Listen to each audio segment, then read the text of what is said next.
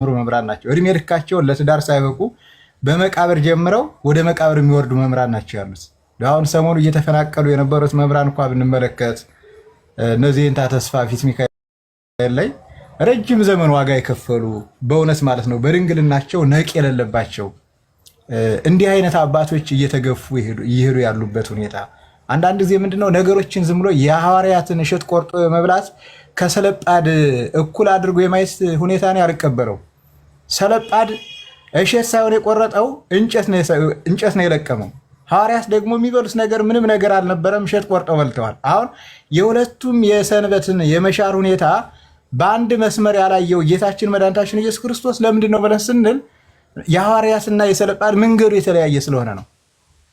እንጨት ሳይለቅም እሸት ወይም ደግሞ ያለውን ነገር ተጠቅሞ ማለት ይችል ነበርና አሁንም ስንመጣ ለምሳሌ ምናልባት የአብነቱ መምህራን ስላልሰሩም መምህራን እንዲህ ስለሆኑ ነው ዝም ስላሉ ነው የሚለው ነገር በተለይ እኔ ጎንደርን መንፈስ የተረዳን አይመስለኝም። አንደኛ በሊቀ ጵጵስና ደረጃ ጀምሮ ስንመለከት ያለውን ሁኔታ ማወቅ ያስፈልጋል። አሁን ላይ ያሉ እንደ እውነቴን ነው አሁን ማለት የሚሰማ ይፈልገው ማለት ይችላል። ግን አሁን በሊቀ ጵጵስና ደረጃ ያሉት አባት በራሱ እንዴት ነው ይወክላሉ አካባቢውን? እንዲሁ ከሃይማኖት ጀምሮ ያላቸው ሁኔታ እንዴት ነው? በቅርበት የሚያውቅ ሰው አለ? አቋማቸውን የሰውየውን አቋም የማስተማር ክህሎት አላቸው?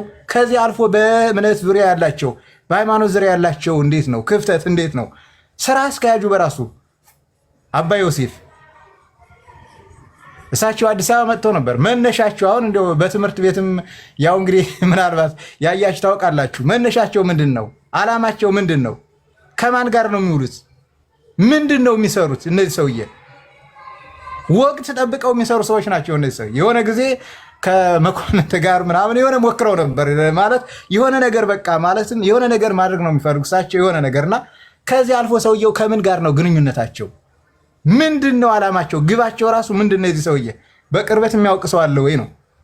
ከዚህ አልፎ መምህራኑ የአብነት መምህራን እንዴት ነው ያላቸው እንትንስ እንዴት ነው?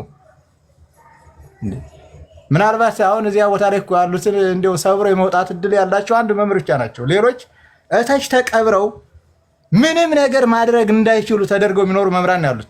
ይሄ ደግሞ ማንም ሰው ያውቀዋል። አንድ መምህር ብቻ ናቸው፣ እሳቸው ናቸው።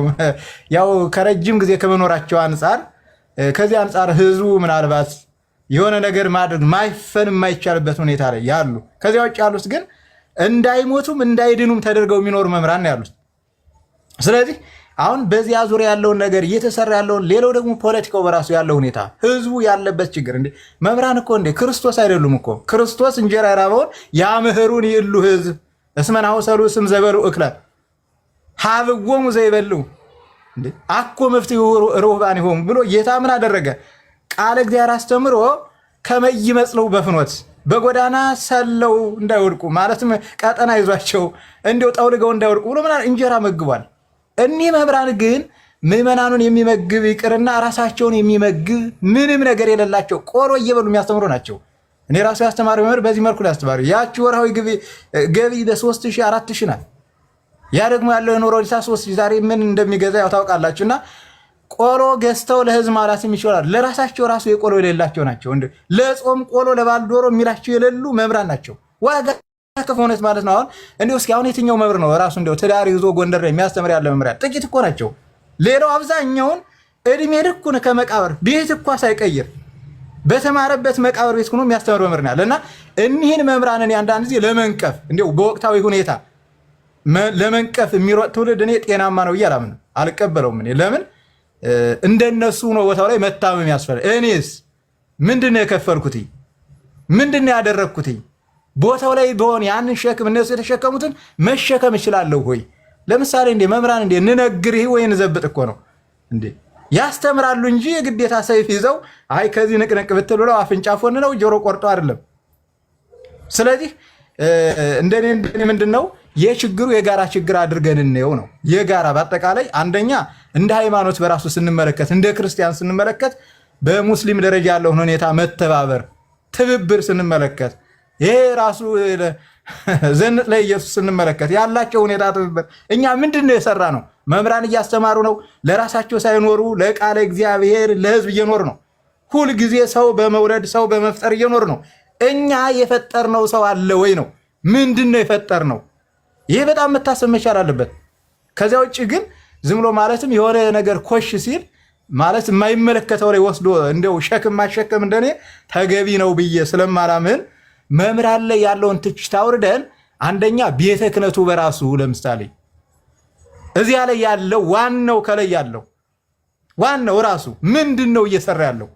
እኔ እንደው ጎንደር በነበርኩበት ወቅት በአንድ ወቅት አቡነ ቤተ ገብርኤል እንግዲህ ምናልባት ታውቁታላችሁ፣ አንዳንድ የማታውቁ ሰዎች ሲኖሩ እዚያ ቦታ ላይ የታይሳስ ገብርኤል ቁመን እያስቀደስን ቁመን እየመለስናቸው አልመለስም ወደ አንዲት ብላቴና ወደ አንዲት ድንግል የሚለው ደጋግመው ወደ አንዲት ብላቴና ብለው ወንጌል ያነበቡ ሰዎች ናቸው። እዚያ ጋር ያሉ እዚያ ሊቀ ጳጳስ ነው ያሉት። ይሄ ምንም አሁን አዲስ ዛሬ ይመጣ አይደለም። እኔ ከዚህ በፊትም በሚገባ ጽፌበታለሁ፣ ብዙ ነገርም ብዬበታለሁ። በወቅቱ ራሱ እዛው ጎንደር ላይ ያለው እና እንዲህ ብለው ወደ አንዲት ድንግል ለማለት የተጸየፉ በእውነት ማለት ወንጌላዊ የጻፈውን ልክ እንደ ስምዖን ገልብጠው ለመጻፍ ትግል ያደረጉ አባት ናቸው ያሉት። ከዚህ አልፎ ስራ አስኪያጅስ ምንድን ናቸው? በእውነት ቤተ ክርስቲያንን ይመጥናሉ? ከሊቃውንት ጋር ይግባባሉ? እንዴት ነው ነው? ወይስ በቃ የሆነ ወቅታዊ ሁኔታ ጠብቆ መግለጫ መስጠት ያ ነው መስፈርቱ? ያንንማ ማንም ያደርግ ሰይጣንም ያደርገዋል እኮ። እና አንዳንድ ጊዜ መምህራን ላይ የሚቀሰረውን ጣት ወደ ዋናው ወደ ራሱ ጅራቱን ሳይሆን እንደ ወደ ራሱ እባብ እኮ ዋናው ህይወቱ ያለው ምን ላይ ነው? ጅራቱ ላይ አይደለም፣ ራሱ ላይ ነው ያለው። እና ራስን ፈርቶ ዝም ብሎ ጅራት ብቻ ዝም ብሎ መደብደብ እንደኔ ይሄ አየውን ፈርቶ ዳውለውን አይነት ነገር እንዳይሆን እንደኔ ብዬ የምለው አንደኛ ቤተ ክህነቱ በራሱ እዚያ ላይ ያለው ይሄ መታየት አለበት። መምህራንማ በእውነት ዋጋ ከፍለው እያስተማሩ ያሉ ናቸው። በጩኸቱ ዓለም ስነድ ባቋቋሙ በሌላውም በድጓውም ስነድ ዋጋ ከፍለው በእውነት ማለት ነው ትዳራቸውን ትተው ዋጋ ከፍለው ለትዳር እኳ ሳይበቁ ዝም ብለው ቃለ እግዚአብሔር ትዳራቸው ቃለ እግዚአብሔር ቤተሰብ ልጆቻቸው ደግሞ ደቀ መዛሙርትና አድርገው የሚኖሩ በእውነት ትክክለኛ ህይወት እንደው ብፁዓን ነዳያን በመንፈስ በትክክለኛ የሚኖሩ መምህራን ያሉበት ቦታ ነው። አሁን እንዲህ ስል ደግሞ አንዳንድ ሰው ምናልባት ይህ ሰው እዚያ አካባቢ ስለተወለደ ብሎ የሚያስብ ይሆናል። እኔ እዚህ አካባቢም አልተወለድኩም በእውነት እግዚአብሔር የሚያውቀው። ግን ይህን ያህል እንዲህ አይነት መንፈስ ያለኝም ሰው አይደለው። ከመወለድ በላይ በቃለ እግዚአብሔር ምናልባት ቤተሰቦቼ በስጋ ወልደውኛል፣ በቀለም የወለዱኝ መምህራን ግን ያሉት ግን ጎንደር ላይ ናቸው። ሰው እንደሆነ ያደረጉኝ ማለት ዝም ያን ጊዜ ተፈጥሯዊ ሰው ነበር። ቢያንስ እኮ ኦርቶዶክሳዊ ትክክለኛ ማንነቱ ያኖረኝ ማዘው የተወሰነ እኮ ሽተው እንዲኖረኝ ያደረጉኝ መምህራን ያሉት እዚያ ናቸው። ስለዚህ እኔ እዚህ አካባቢ ምናልባት እንደዚያ ለመስጠት ፈልጌ ሌላው ደግሞ ሸዋ ምናምን ያለው እንዲህ ለማለት ፈልጌ ሳይሆን ግን እውነት ለመናገር እኔ ምንድነው ያየሁት እዚያ ላይ እንደመኖሬም በትምህርትም እንደመቆየቴ ጎንደር ላይ ያሉ መምህራን እንደኔ መወቀስ የሚገባቸዋል። ሌላው ደግሞ እንደምዕመናን ቢሆን እንውቀስ እያልኩ አይደለም። አሁን ላይ ማለት እነዚህ ሰዎች የገቡት ምንን ጥግ አድርገው ነው የገቡት ነው እንዴ? ምንን መነሻ አድርገው ነው የገቡት? ለምሳሌ ሰሜን ላይ ኢየሱስ ላይ ሄዱት ምን አይነት ወቅቱን እንዴት ተጠቅመው ነው የሄዱት ነው። እና ይህንንም ግምት ውስጥ ማስገባት ያስፈልጋል። ለምሳሌ አሁን ህዝቡም ሁሉም ችግር ላይ ያለበት ወቅት ነው። ሐዋርያት እኮ ሰንበት የመሻር አባዜ ኖሮባቸው አይደለም፣ እሸት ቆርጠው ይበሉ። ጴጥሮስም ለመካድ ፈልጎ አይደለም፣ እንዲሁ ያችን ዕለት ብርዷን መቅመስም ያስፈልጋል። ጴጥሮስን ይህን ያህል እንዲክድ ያደረገው የብርዱ እንደው መጠን ምን ያህል ቢጨክን ነው? እንዴት ቢበረታ ነው እንዴ? ሐዋርያት እነዚያ ሲያነቡ ያደጉ በዕለተ ሰንበት እሸት ቆርጦ እስከ መብላት ያደረሳቸው ምንድን ነው እንዴ? ረሃቡን መቅመስ ያስፈልጋል። ስለዚህ ከዚህ አንጻር እንደው ሰለጳድንና ሐዋርያትን አንድ አድርጎ ከመጨፍለቅና ከመደብደብ ምናልባት የህዝቡንም ችግር ያለበት ሁኔታ ማስተዋል ያስፈልጋል። ቃለ እግዚአብሔር እኮ እንዴት ነው ነፍስን ይመግባል እንጂ ስጋን እኮ አይመግብም። ምን ማለት ነው? አሁን ይህ ሲባል ደግሞ ምናልባት አማርኛውን ሰንጥቆ ወደ ሌላ መንገድ የሚሰጥ ሰው ነው። እኔ ያንን አይደለም ያልኩት። የግድ እዚህ ዓለም ላይ እስካለን ድረስ ምግብም ያስፈልጋል፣ ስጋ መመገብ አለባት። ስለዚህ ህዝቡ ተቸገረ፣ የሚደግፈው የሚደርስለት ወንድም አጣ፣ ሄደ። የስብከት ችግር ኑሮበት ሳይሆን የሄደበት አንደኛ እንደ ወጣትነት እንደ ሰንበት ትምህርት ቤት መምህራን ቃለ እግዚአብሔርን ያስተምራሉ። ሰንበት ትምህርት ቤት ምንድን ነው የሰራው? እንደ ሰንበት ትምህርት ቤት እነዚህ ቡድን መጥተው እዚያ ላይ ሰብስበን ሲያደርጉ ምን እየሰራ ነበረ ነው። ወጣቱ ክፍል ጎንደር ላይ እንደምታውቁት የክርስቲያኖች ህብረት አለ፣ እንደገና የሰንበት ትምህርት ቤት አለ፣ የማህበረ ቅዱሳን እንደገና ደግሞ አባላት አሉ። እነዚህ ከተቻለው ወጣቱ ክፍል ይህን ማስቆም ካልቻለ፣ ይህን መስራት ካልቻለ፣ ይህን የቤት ስራ አድርጎ መስራት ካልቻለ መምህራን ወጥተው ድንጋይ ይዘው አይ ጦር ጎራዴ ታጥቀው እንዲዋጉ ነው የሚፈልገው ወይስ ምንድን ነው? ከዚህ አልፎ እንደተባለው አሁን ቅድም ህሪት ስታነሱ የነበረ ሀሳብ ነበረ። ምንድን ነው በተለይ በቲክቶከሮች በኩል ቤተክርስቲያን የማሰራት ገቢ የማሰባሰብ ሁኔታ ይካሄዳል። ለምንድን ነው ይሄ እንዲደረግ የሆነው? መምህራኑ ህይወት ስለሌላቸው መምህራን የሚሰማ ሰው ስለጠፋ ነው? አይደለም። ይህም በጣም ትክክል አይደለም። መምህራን ምናልባት አዎ ገንዘብ መክሊታቸው ላይሆን ይችላል። እውነት ነው፣ መክሊታቸው አይደለም። ስለ ገንዘብ ቢናገሩ የሚሰማቸው ላይ ያገኙ ይችላሉ። ግን ከዚህ አለፈ ግን በዋናነት ምንድነው አንደኛ እዚያ ላይ ያሉት ከበላይ ያለው ሰበካ ጉባኤው ከማን ጋር ሆኖ ነው የሚሰራው ይህን ስራ እየሰራ ያለው? ይሄን ማስተዋል ያስፈልጋል። እንደው ዝም ብሎ ማለት መምህራን ላይ ጦር መወርወር እኔ ትክክል ነው ብዬ ስለማላስብ ማለት ነው። ማለት መምህራን እውነት ነው ከዳው ነፃ ናቸው እያልኩ እኮ አይደለም። አሁን እንዲህ ብዬ ስል መምህራን ምንም ከተጠያቂነት ነፃ ናቸው፣ በአጠቃላይ ችግሩ ከታች ያለው ነው የሚመኑ ነው እያልኩ አይደለም። እንደዚህ አልወጣኝም። ግን በበለጠ ደግሞ እንደ ሰንበት ትምህርት ቤት ከታች ሊሰራ የሚገባው ነገር አለ። ወጣቱ ተደራጅቶ ይህንን ነገር ማስቀረት መቻል አለበት። ብዙ ጊዜ ልክ እንደሚደረገው እንዲህ አይነት ነገር ሲመጣ መምህራን ከላይ መንገዱን ያሳያሉ፣ ከታች ደግሞ በዚህ መልኩ ዝም ብሎ በስጋ የሚመጣውን ከታች ያለው ወጣት ይሄ ምን ማድረግ አለበት? ማስቆም መቻል አለበት። ስለዚህ እንደ አጠቃላይ እንደው ሐሳብን ጠቅለል ሳደርገው አሁን ላይ ሰሜን ላይ የተሰራብን ሁኔታ ስመለከት እኔ በሁለት መንገድ ነው ከፍዬ ነው። አንደኛ ትግራይ ላይ ከዚህ በፊት ዘመቻ ሲደረግ እኛ ዝም ብለን እኛን አይንካን እንጂ ምን ችግር አለው አላመመንም። ቢያመንም የከንፈር ብቻ ከንፈርን የመምጠጥ ብቻ። ከዚህ ያለፈ በሽታው ልብን የሚነካ አልነበረም። እንዴ ኩሉ ልብ ለሐዘን ይላል እኮ ነብዩ ኢሳይያስ ሲናገር፣ ልብ ሁሉ ለሐዘን ሆኗል። ወኩሉ ርስ ለሕማም። አሁን አንድ ሰው እግሩንም ራሱንም የታመመ ሰው ምናልባት በደንብ ሊጮህ ይችላል። እኛ ግን ምንድነው ዝም ብሎ እንዲሁ ሽው ብቻ ብሎን ስለሆነ ያለፈ። ተመልከቱ ትግራይ ላይ ያን ያህል እንዲያ ነገር ያ ሁሉ ነገር ሲፈጽም አንደኛ ፖለቲካው በራሱ ቁማር ተጫወተብን። ሆን ብሎ አባቶችን መግለጫ እንዲሰጡ እንዴ እውነት እንነጋገር ከተባለ የትኛው አባት ነው እስኪ አሁን መግለጫ ያልሰጠ ያለው? ያን ጊዜ እንዲህ ነው ከገሌ ጎን ያላል የትኛው አባት ነው? በጣም ዛሬ የምናንቆላጵሳቸው እነዚህ መግለጫ አልሰጡም እንዴ? ይህ እኮ ምንም ያለ ነገር እኮ ነው። እንደው ዝም ብሎ አንዳንድ ጊዜ ዝም ብሎ የሆነ ነገር ጀግና ለማለት ኃጢአትን ጽድቅ አድርጎ መቁጠር እኔ ተገቢ አይደለም። አፄ ቴዎድሮስ ራሳቸውን በማጥፋታቸው በቃ የጽድቅ አርበኛ አድርጎ ማየት ይህም ትክክል አይደለም። ይህም ልክ አሁንም ልክ ከዚህ አንጻር ስንመለከት ሁሉም የሚታይበት አግባብ አለ። ከእምነት አንጻር የሚታይ አለ። እንደገና ደግሞ በስጋ መነጽር ደግሞ የምናይበት መንገድ አለ። ስለዚህ በመንፈስ መነጽር ሆነን ስንመለከት ራስን ማጥፋት ምንድነው? ኃጢአት ነው፣ ጀግንነት አይደለም። ከዚህ አልፎ ደግሞ እንደገና ደግሞ ያ ማለት ደግሞ እንደገና ደግሞ ምንድነው? በሌላ መነጽር ደግሞ ሆነን ስናየው ደግሞ የሚያስመሰግን መንገድ አለው። በስጋ ይህን ደግሞ ስንመለከት እንዲሁ ራስን አሳልፎ ሰጥቶ ባሪያ ከመሆን አይ ራሴንም ቢሆን እንደዚህ ባደርግ ይሻላል የሚለው በስጋ መነጽር ካየነው ትክክል ሊሆን ይችላል። እና ከዚህ አንጻር ጠቅለል ሳደርግ ምንድነው ሐሳቤን ትግራይ ላይ የተሰራብንን ስራ እኛ ዝም ብለን ተመለከትን ነው። ልባችንን ምን አደረጉ? በሩን አንኳኩ። ከዚያ በኋላ በር ላይ ምን አደረጉ? ቆሻሻ ጥለው ሄዱ። ምንም አላልንም፣ አዩ። ከዚያ በኋላ በሩን ከፍተው ገቡ። እንዴ በር ላይ ለጣሉብን ቆሻሻ ዝም ካልን ምን ይሆናል? በር ላይ የነበረው ቆሻሻ ደግሞ ወደ ውስጥ ይወረወራል። ስለዚህ አሁን ምንድነው ትግራይ ላይ የነበረው ሁኔታ ያ በዚያ ልባችንን ገመቱት፣ ለያዩን። ፖለቲካው በራሱ መጀመሪያ ለያየን። ኃይል ያለበት ቦታ ላይ ራስ ያለበት ቦታ ላይ ምን አደረግ? መታ። ከዚያ በኋላስ ምን ሆነ? ወገቡ ጅራቱ ምን እያለ ቀረ? ከፋፈለን። አሁን ደግሞ ወቅቱን ጠበቁና ለምሳሌ እዚያ ላይ ለጦርነት የለም፣ ይሄ ዋጋለሁ የሚለው ኃይልም የለም፣ ምንም የለም።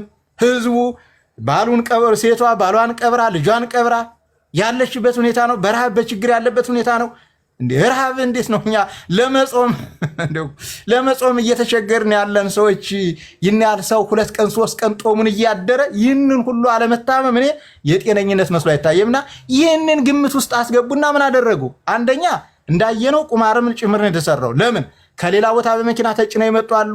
እንደገና ደግሞ እንስበካችሁ ሳይሆን ለእርዳታ ኑ እርዳታ ልንሰጣችሁ ነው ብለው ሃይማኖታቸውን ለመለወጥ የነሱን ስብከት ለመስማት ሳይሆን በዚህ ምክንያት ሳያስቡት ሂደው እዚያ ላይ ቁማር እንደተጫወቱባቸው የምናየው የምንሰማው ሁኔታ አለ እዚያው ከቦታው ላይ እንደምናየው።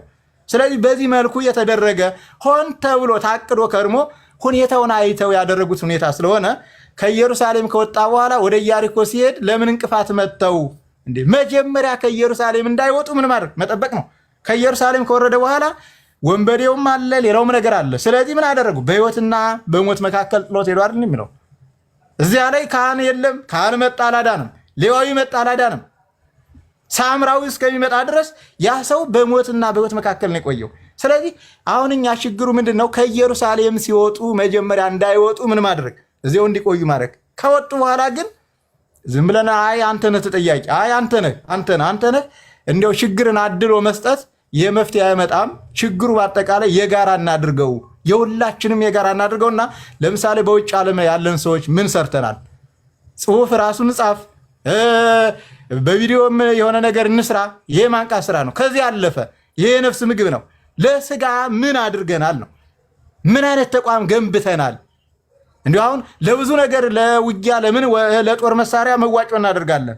ለህዝቡ ለክርስትናችን ምን መዋጮ አድርገናል? ለመቃወም አንድነት መስርተን በአንድነት ተቃውመናል። ለመዋጋትም በአንድነት ተነስተናል። ግን ህዝቡን ችግሩን ለማየት ከችግሩ ለመታደግ የደረሰበትን ቁስል ማን ነው የደረሰበትን ችግር የቆሰለውን ቁስል ዘይት ፈሶ ለማዳን ለማድረቅ እንዲደርቅ ለማድረግ ምንድን ነው የሰራ ነው? ዛሬ ሄደ ሲባል ብቻ አይ እንዲህ ስለሆነ ነው እዚያ ጋር ያሉ መምህራን ናቸው እንዲያ ነው። ይሄ ምንም ለውጥ አያመጣም እንደኔ ችግሩን የጋራ አድርገን እስካሁን በአጭሩ ቁማር ተጫውተውብናል። ከዚህ በኋላ አሁን ችግሩ እንዳይደገም ምን እናድርግ? የሄዱ ወገኖቻችንስ ለማምጣት እነሱ የወሰዷቸው በእንጀራ ነው። በቃለ እግዚአብሔር እኮ አይደለም እኮ እንዴ!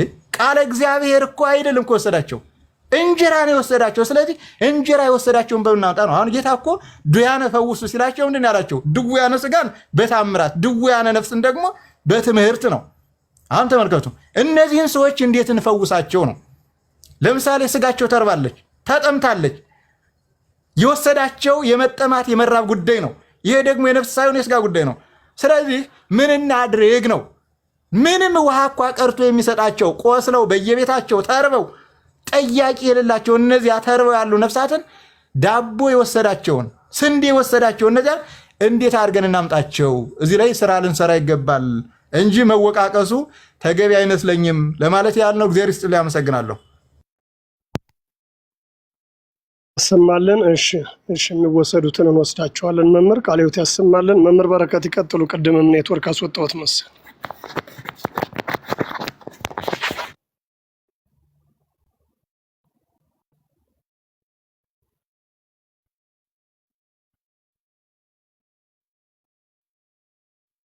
የሉም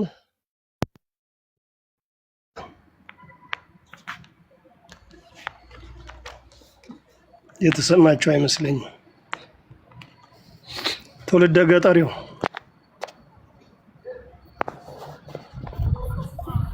እግዚአብሔር ይስጥልን፣ ቃለ ሕይወት ያሰማልን። መምህር ወልደ ሰንበት ቡራኪያችሁ ይድረስ። ሌሎች ካህናትም ትልቁ ነገር ችግሩን የጋራችን እናድርገው ነው። አሁን እንደው መምህር ወልደ ሰንበት ያሉትን እኛ ደግሞ ከዚያው ተወልደንም አድገንበትም ተምረንበትም ይወጣን ስለሆነ እንደው በደንብ የተረዱት ይመስለኛል። እውነት ለመናገር የችግሩን ጥልቀት የችግሩን ሂደት ያለውን ሁኔታ በጣም የተረዱት ይመስለኛል። እነ መምህር መጋቢ ሃይማኖትም ነቀስዲ በኩልም ቅድም ያላችሁት አለ። በጣም ጥሩ ነገር ነውና ግን ምንድን አሁንም ቢሆን እንደው አካሄዳችን መቀየር ያለብን ይመስለኛል። እንደኔ ምን ድረስ ነው መሄድ ያለብን? ከዚህ ላይ የምናወራው የት ድረስ ነው የሚሰማ የሚለውን ነገርም እንዲሁ ማገናዘብ ያለብን ይመስለኛል። አሁን ለምሳሌ ሚዲያ ላይ ያለው ሰው ስንት ነው? ከሚዲያ ውጭ ያለው ስንት ነው? አሁን ለምሳሌ ቅድም መጋቢ ሃይማኖት እንደው ባህር ዳር ደርሼ መጥቻለሁ ብለዋል። እንደው እግዚአብሔር አምላክ እናታችንም እግዚአብሔር ይማርልን ጨርሶ። ግን ምንድነው ከባህር ዳር ወጣ ሲሉ 5 ኪሎ ሜትር ወጣ ቢሉ ወደዚህ ኔትወርክ ፍለጋ ተራራ ላይ ሄደው የሚያወሩ ሰዎች ነው የምናገኝ። ከጎንደርም ወጣ ብትሉ ኔትወርክ ፍለጋ ተራራ ላይ ሄደው የሚፈልጉ ሰዎች ነው የምናገኝና እንደው በምን ድረስ ነው አሁን ከየትኛው ድረስ ነው ራዲየሳችን ወይም የምንደርስበት መጠን እዚህ ተዋይተን የት ድረስ ነው የሚሄደው ነገር ማወቅ የሚጠበቅብን ይመስላል። እንደው ለምሳሌ ሚዲያ ላይ ያለ ሰው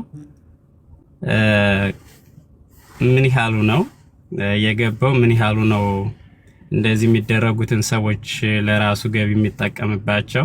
እኒህ ሰዎች በምን መንገድ ነው ከዚያ ድረስ ይሄዱት የሚለው በደንብ ልናየው ይገባል። ሌላኛው የመምህራን ጉዳይ እንደተባለው ነው። እውነት ለመናገር ብዙ አባቶቻችን መቃብር ቤት ነው ያሉ፣ ብዙ መምህራን መቃብር ቤት ነው ያሉ። እንዲያው በጣም እዚያ ውስጥ የሚደረገውን ነገርም ምንም እንዳልተደረገ ነገር እንዳንቆጥረው።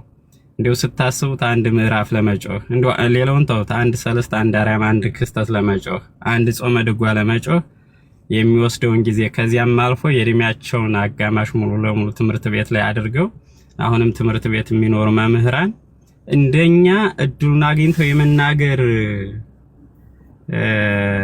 እንዲያው ታይም ይሄ የመናገር ጊዜ ቢያገኙ ከዚህ በላይ እኛ አስበው በላይ ብዙ ነገር ያደርጋሉና አሁን ለምሳሌ መምህራንን ወደፊት ካላመጣን እንዴ አሁን ነው እኮ እውነት ለመናገር የጉባኤ ቤት መምህራንን መስማት በጣም የተለመደው አሁን ነው የምንሰማቸው። ምንያም የተወሰኑ ነገር አሁን ፍሮንት ላይ ያሉ የጉባኤ ቤት መምህራን ወደ ሚዲያ ወጡ እንዴው በቁጥር ስንት ይሆናሉ የምናውቃቸው? ማለት ከ10 አይበልጡም እውነቱን ለመናገርና እነዚያን ሌሎች ከኋላ ያሉትን ደቀ መዛሙርት የሚወጡበትን ወደ ሚዲያ የሚወጡበትን እኛም ደግሞ ከነሱ ጋር ሄደን ሳፖርት የምናደርግበትን ነገር ካላደረግን አሁንም ቢሆን እንደው ዝም ብሎ መጫጫህ እንዳይሆን በተለይ አሁን መምህር ተመስገን መጋቢ ሃይማኖት ያሉበት ጥሩ እንደው ከዚህ ጋር የሚያገናኝ ስለሆነ እርሶም እንደው በተቻለ መጠን እንደዚህ ከሚዲያ ላይ የሚወጡትን ሳይሆን በዚያ ውስጥ የሚካሄድበትን ደረጃ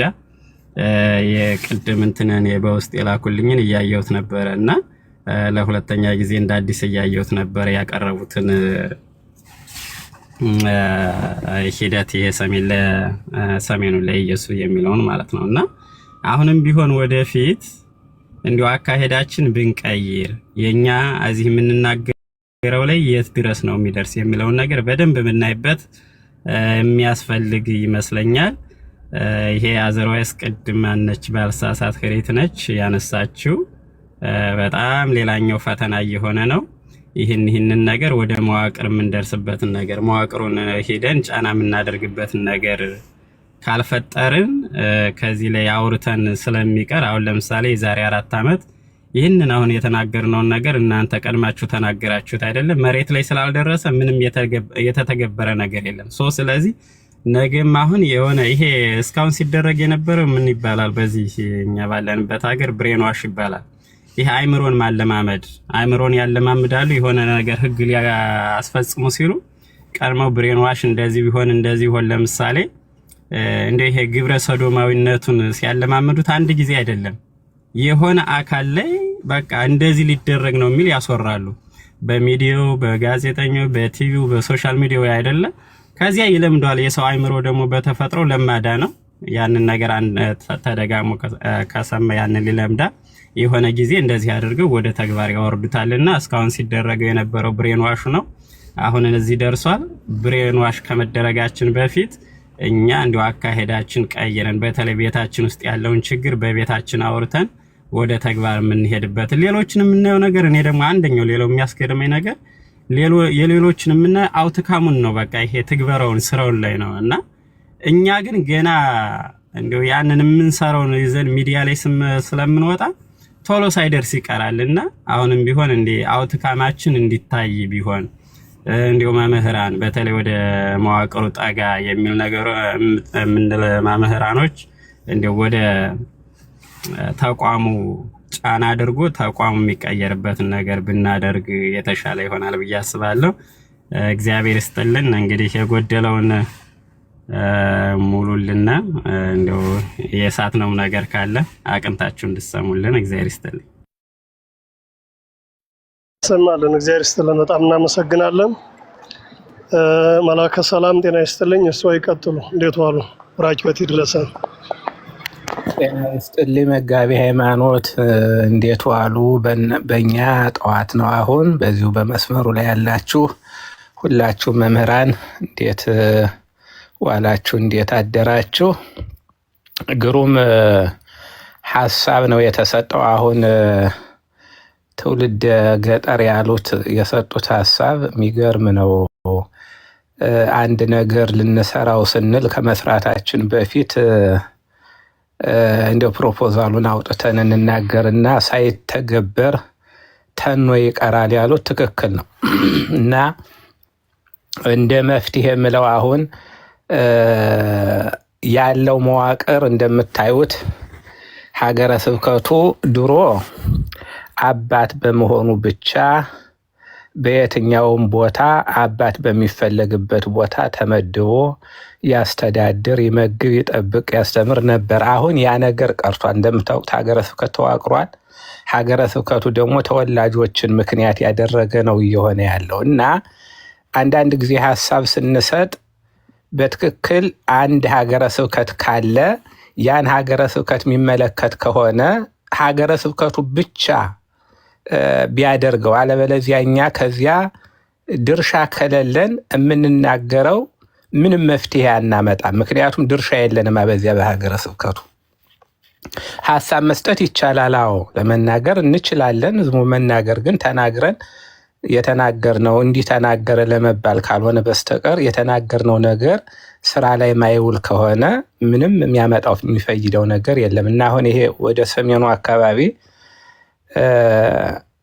እንደምታው አንድ ጊዜ እዚህ አሜሪካ እንደመጣው የሆነ ለቅሶ ነበርና እዚያ ለቅሶ ላይ ሄደን ቁጭ ብለን አንዲት ሙስሊም ናቸው እና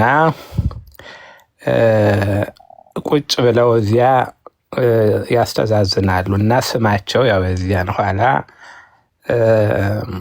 አንዲት እናት ከየት ነህ ሲሏቸው ከዚህ አካባቢ ነኝ ከጎንደር እንዴ ጎንደር ሙስሊም አለ እንዴ ብለው አሉ። ምን በሰው አይምሮ ያለው በጎንደር እንኳን ይህን ያህል ደፍሮ ፕሮቴስታንቱ ይህን ሊያደርግ ቀርቶ ቀደምት ሃይማኖት ሌሎች እንኳን ይኖሩበታል ተብሎ የማይታሰብበት ሀገር ነበረ። በእርግጥ እኔም ከወጣሁ ስለቆየው እንጂ ያው እዚሁ አካባቢ ነው የተወለድኩት፣ አውቀዋለሁ አካባቢውንም። ግን ከወጣሁ እጅግ ረዘም ያለ ጊዜ ነው፣ በደርግ ጊዜ ነው የወጣሁኝ። አልተመለስኩም ከዚያ በኋላ እና ስሰማ እኔም እንትን ብሏል። ግን ምን ሰራው የሚለው ራሴን ነው መውቀስ ያለብኝ እና ተወደደም ተጠላም አሁን እንደ ሀገረ ስብከት ተዋቅሯል። የሀገረ ስብከቱ ከሊቀ ጳጳስ ጀምሮ ያሉት ለሚሰሩት ድርሻቸውን ስራቸውን መስጠት፣ ለነሱ የምናግዛቸው ነገር ካሉ ለማገዝ መሞከር፣ እነሱን ማገዝ መርዳት። በእርግጥ ብፁዕ አቡነ ዮሐንስ በጣም ጥሩ ስራ እየሰሩ ነው። እዚህ አሜሪካ በሚመጡበት ሰዓት ምዕመናንን በማስተባበር ለምሳሌ ምዕራብ ጎንደር እንደ አዲስ ሀገረ ስብከት በሚዋቀርበት ጊዜ ከዚሁ በአሜሪካ መጥተው ገንዘብ አሰባስበው ጥሩ የሆነ መንበረ ጵጵስና ሀገረ ስብከት ጽሕፈት ቤት ሰርተዋል። አሁንም ደግሞ በማዕከላዊ ጎንደር ድሮ ሐዋርያው ጳውሎስ የሚባል የህፃናት ማሳደጊያ የነበር ቦታ ነበር። አሁን እሱን ፎቅ አሰርተው ለሀገረ ስብከቱ ገቢ ማስገኛ ጥሩ እየሰሩ እንደሆነ አውቃለሁ፣ በቅርብ ስለማውቃቸው ማለት ነው። እንዲህ ያለውን መደገፍ ያስፈልጋል። ብዙ ጊዜ እንደው ዝም ብለን እንደው ድክመቱን አንድ ሰው ስለ አንድ ሰው ስንናገር ይሄን ጥሩ ስራ ሰርቷል፣ ይሄ ነገር ደግሞ ድክመት አለበት ማለት ብናግዘው፣ አቅም አጥቶ ነው ወይ? ጥናት ያስፈልጋል። ከአቅሙ በላይ ሆኖበት ነው ወይ? ከአቅሙ በላይ ከሆነበት የኛ እገዛ ለዚያ ሰውዬ ምንድን ነው? አለበለዚያ ዝም ብለን የተሰራውንም ስራ ከነቀፍነ ከተቸነ ድክመቷን ብቻ የምናጎላ ከሆነ ማን ነው ስራ ሊሰራልን የሚችለው? በዚህ በገዳም አንድ ነገር አለ። አንድ አባት ሙትልን ይባላል። መጋቢ ሊቀረድ አበምኔትም ሊቀ አበውም ሆኖ ሊመረጥ ሲል ሙትልን ይባላል፣ ውደቅ ይባላል። እሱ አይ እኔ አልችልም ይላል። በልበሌል ይወድቃል። ጸሎተ ማርያም ይደገምለታል። ኋላ እንደገና ደግሞ ጥፋት ሲገኝ ውደቅ ይሉታል። ያው ብሎ ጸሎተ ማርያም ደግሞ ያነሱታል። ግን መጀመሪያ ሞራሉን ጠብቀው መክረው ምን ብለው ነው። ግን ጸሎተ ማርያም ደግሞ ያሰናብቱታል። አሁን ባለው ሁኔታ ግን ጸሎተ ማርያም ደግሞ እስካሁን የሰራኸው እንኳ ጥሩ ነው የሚል ነገር ሳናደርግ ሁልጊዜ አባቶቻችንን ወንድሞቻችንን እየተቸን እየነቀፍን የምንመጣ ከሆነ ምንድን ነው አሁን በዚያ በኃላፊነት ቦታ ወይ እኛ እንቀመጥ ካላልነ የምናተርፈው ነገር ምንድን ነው? ሁለተኛስ ማን ነው የሚቀመጥ ከዚያ ቦታ ላይ? እና እንዲህ ያለ ትኩረት ብናደርግ። ሁለተኛ ደግሞ ትችት ስንሰጥ ለምሳሌ አሁን ማዕከላዊ ጎንደር ከሆነ ሰሜን ጎንደር ከሆነ ደቡብ ጎንደር ከሆነ በዚያው አካባቢ በስራ የተሰማራነ ሰዎች ድርሻችን ከሆነ ብቻ ሀሳብ ብንሰጥ በሸዋም ይሁን በጎጃምም ይሁን የዚያው የአካባቢው ስራ ድርሻ ያለው ማገዝ የምንችል ከሆነ መስራት የምንችል ከሆነ ነገ ተነስተ እንኳ እዚህ ቦታ ሄደህ ስራ ተብለን ልንሰራ የምንችል ከሆነ ነው። በማይመለከተን ግን ብንሰራ ዝም ብሎ የቤተ ክርስቲያንን ድክመት ማጉላት ሰውየው የሚሰራውንን ስራ ሞራል ለመንካት ካልሆነ በስተቀር የኛ ድርሻ በሌለበት ላይ ሀሳብ መስጠቱ ከጥቅሙ ጉዳቱ ያመዝናል። እና ሌላው በቦታው ላይ በደንብ ጥናት አድርጎ ነው አንዳንድ ጊዜ ሀሳብ የሚሰጡ በአንድ አጥቢያ ቤተክርስቲያን የሚሆን በአንድ ሀገረ ስብከት ላይ የሚነገሩት ነገሮች ጥናት ሳናደርግ ነው ብዙ ጊዜ የምናደርገው። እና አሁን ተወደደም ተጠላም ሀገረ ስብከቱ የሚዋቀረው መንግስት ባዋቀረው ይኸው የዞን የክልል ምናምን ስለሆነ እዚያ ላሉት ለተወላጆቹ ወይም ደግሞ ስራውን ለሚሰሩት ለዚያው ለአካባቢው ሰው ብንሰጠው ድርሻውን እኛ በቁሳቁስ በገንዘብ ማገዝ ምንችል ከሆነ ብናግዝ ነው የምለው። ምክንያቱም እዚያ የሚደክሙ የሚሰሩ ሰዎች ካሉ ሞራላቸውን እንዳንነካ ከአቅማቸው በላይ የሆነባቸው ነገር ካለ ደግሞ እነሱን በትክክል ጠይቀን ተረድተን ችግራችን አድርገን ብናግዛቸው መልካም ይመስለኛል። መጋቢ ሃይማኖት ይቅርታ፣ መጋቢ ሃይማኖት ልጠይቃችሁ። ይቀጥሉ። ደህና ነዎት? መላከ ሰላም እግዚአብሔር ይመስገን። ጤና ይስጥልኝ። እየተሰጠ ያለው አስተያየት የሚደረጉ ትክክል ያልሆኑ ስራዎች በአይን የታዩ በመረጃ የተደገፉ ስህተቶቹ መታረም አለባቸው ነው ሀሳቡ እየተወራ ያለው። እዚህ ቲክቶክ ላይ የስራ ድርሻ የሌላቸው አስተያየት መስጠት አትችሉም አይነት ኮሜንት ሲሰጡ ችግሩ ዝም ይባል ነው ወይንስ ምንድን ነው? አልገባኝም። የሰዎቹን ከበር እያደረጉ እየሸፋፈኑ ነው ያሉት። ለነማን ነው አሁን ጥብቅና እየቆሙ ያሉት? ጥብቅና ሳይሆን ምንድን ነው አሁን የኛ ሀሳብ ሰጥተን ውጤታማ ልንሆነው የምንችለው ምንድን ነው ብዬ ነው። ለምሳሌ አሁን ማለት ያው ቆይ አንድ ይቅርታ። አሁን እኮ ከታች ቁጭ ብለው ያዳምጣሉ። ምንም ማህበራዊ ሚዲያ ነው። ጎንደር ይሰማል። አሁን የምናወራው ነገር ይሰማል። ሰዎቹ ሰምተው እርምጃ እንዲወስዱ ነው። የማንም ኮልኮሌና ኩታራ መራኮቻ ሲሆን ሀገሩ ይሄ ሰውዬ ሰሜን ለኢየሱስ የሚለው ሰውዬ ጦርነቱ ጊዜ የጀመረ ፕሮጀክት ነው። መንግስታዊ ፕሮፖዛል ተቀርጾ የተደገፈ ስራ ነው እየሰራ ያለው። በመረጃ እየተናገረ ነው። ማይካድራ ላይ ህዝቡ ሲጨፋጨፍ የሰሜኑ ህዝብ ዮናታን አክሊሉ $25,000 የተሸለመውን ከጠቅላይ ሚኒስቴሩ ወስዶ የውሃ ጉድጓድ ሲያስቆፍር ነበር። ጎንደር ላይ የገጠር ህዝብ ጋር አቁሞ ይሄ ልጅ ደግሞ ጎጃም፣ ጎንደር አውጥቼዋለሁ እኮ መረጃውን ላይ ኖቬምበር 14 ጎንደር ላይ ነበር ይሄ ልጅ። ይሄው በዚሁ ላይ ቢልቦርድ ሰርቶ ማለት ነው። ይሄው ራሱ ልጁ ነው። በነገራችን ላይ ጎጃም ላይ ሴፕቴምበር ላይ ነበረ፣ ቀጠልና ኖቬምበር ላይ ጎንደር ገባ፣ አላማጣ ገባ። ይሄ ሰውዬ ዛሬ እንደ አዲስ አውጥተው ብዙ ሰዎች ፌስቡክ ላይ ይጽፋሉ። ትናንትና ጽፈን አልነበረም ወይ? ይሄ ትክክል አይደለም። በአንድ በኩል በሚሊዮን የሚቆጠር ኦርቶዶክሳዊ በጦርነት ረገፈ፣ አጣን። ኦርቶዶክሳዊ ነው ያጣ ነው። የተረፈውን ህዝብ ደግሞ ተቆርቋሪ መስለው የእኛም አባቶች ያን ጊዜ የማይሆን ነገር የጦርነቱን ደጋፊ መስለው ታዩ። ያኮረፈውን ህዝብ ደግሞ እያስካዱ ነው ያሉት።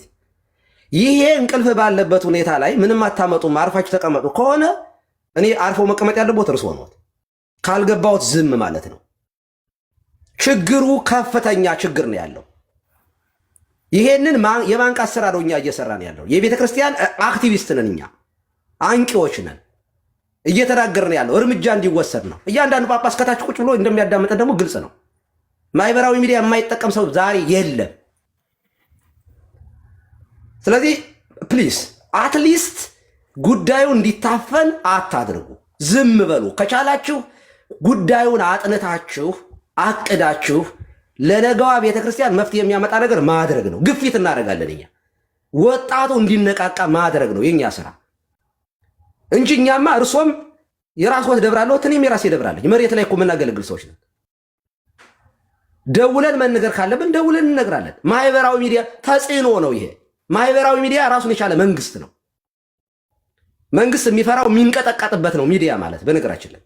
ስለዚህ ምንም አታመጡም ብትጮኻላችሁ እንጂ አይነት ስሜት ይሄ ተስፋ የሚያስቆርጥ ዝም ብሎ ሁሉም ይሄማ አየነው እኮ አዲስ አበባ ላይ ያ ሁሉ ቤት ሲፈርስ ምን ማድረግ ይቻላል እያለ ደግሞ ተኝቶ የተመለከተ ህዝብ እኮ አየነው። ቤት አልባ ሆነ፣ ሆምለስ ሆነ። መፍትሄማ አለው እንጂ መጮህማ። ስለዚህ የሚጮህ ሰው ይጩህ። መሬት ላይ የሚሰራ ስራ ደግሞ ግፊት እናድርግ ነው።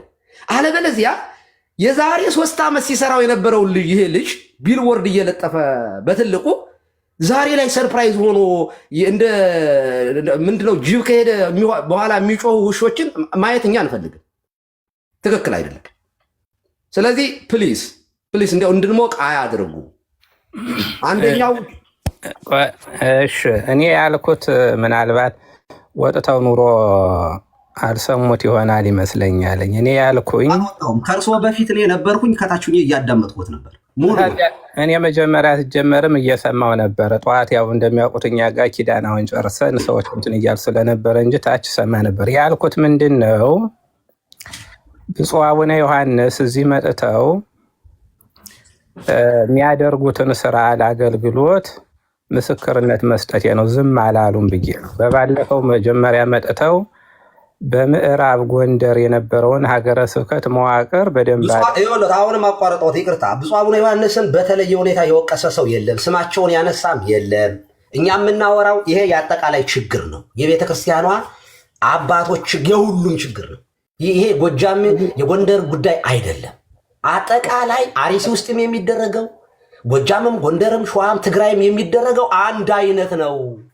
የጋራ ችግር ነው። ይሄ ህዝባችን እያለቀ ነው፣ እንዴት እናንቃው ነው ወሬው እንጂ አሁንም ስማቸውን አይቶ በቃ የግል የአቡነ አብርሃም ጉዳይ የአቡነ ዮሐንስ ጉዳይ ስላልሆነ ማለት ነው። አቡነ ዮሐንስን በግል መደገፍ፣ በግል መውደድ፣ አቡነ አብርሃም በግል መውደድ የእሱ ሌላ ጉዳይ ነው። ቤተክርስቲያን ሲሰሩ እናግዛቸዋለን፣ ችግር የለውም። አሁን ሰሞኑን ባህር ዳር ላይ የገንዘብ ማሰባሰብ አለ፣ የቤተክርስቲያን ለመስራት እናሰባስባለን። ጎንደርም ላይ እናሰባስባለን፣ ችግር የለውም። መሬት ላይ ግን ህንፃ ሰብ እያለቀ ነው፣ እየፈረሰ ነው የሚለውን ነው እያወራን ያለን።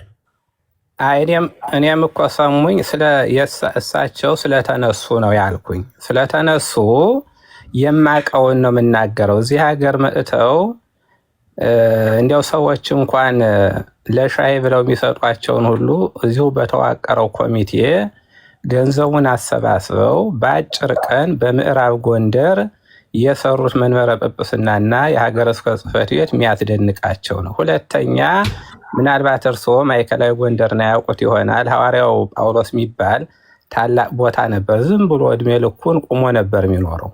አሁን ወደ 4-5 ፎቅ ወደ ላይ ሰርተዋል። እንዲህ ያሉትን መልካም ስራ የሰሩትን በእውነት ብንደግፋቸው፣ የጎደላቸውስ ነገር ምንድን ነው? በአካባቢያቸው ከአቅማቸው በላይ የሆነውን ነገር ብለን ተባብረን ተጋግዘን፣ አዎ እውነት ነው ይህን ጥሩ ስራ በዚህ ላይ በሪሱ ላይ ያውሩ እስኪ። በሪሱ ላይ ሰሜኑ ለኢየሱስ የሚለውን የእሳቸው ድርሻ ምንድን ነው? በዚህ ጉዳይ ላይ መስራት የለባቸው? እንደዚህ ያለ ስራ ሲሰራ ደብዳቤ መጻፍ የለባቸው?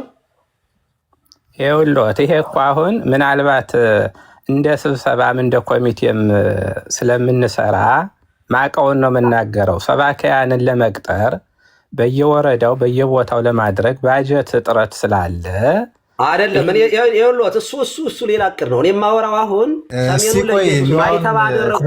ማይተብ ያደረጉ ሰዎች ማይተብ አስደርገው፣ ልብ አድርጎ በራሳቸው ማለያ በራሳቸው ቸርች ይችላሉ፣ መብታቸው ነው። ነገር ግን ኦርቶዶክሳዊ አለባበሳችንን የቤተ ክርስቲያኗን መለያ ማለያ የክርስትና መለያ የሆነው ማይተባችንን አስደርገው በአደባባይ ካሜራ እየሰደው በኦርቶዶክሳውያን ሲያላግጡ ደብዳቤ ለመንግስት መጻፍ አለባቸው የለባቸውም?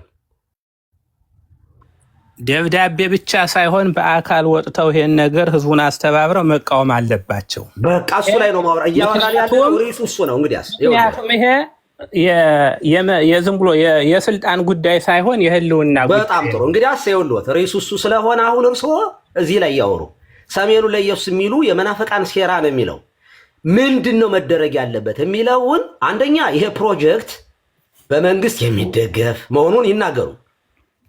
ምክንያቱም መረጃ ይዤ ነው የማወራው ከመረጃ ጋር ስለሆነ የምናወራው። ሁለተኛ እዚህ አካባቢ ህዝቡ በጦርነት እያለቀ ነው። በጦርነት የሚገለው አለ። እባካችሁ እየተገደላችሁ ስለሆነ አንድ ሆናችሁ ሰብሰብ ብላችሁን ሆላችሁ ከመገደል ዳኑ፣ ተደራጁ፣ አንድ ሁኑ። ጎንደር፣ ጎጃም፣ ሰሜን ወሎ፣ ይሄ ትግራይ እያላችሁ ህዝቡን አታስጨርሱ። ሰብሰብ ቢላችሁ ወደሚገላችሁ ዙሩ ብለው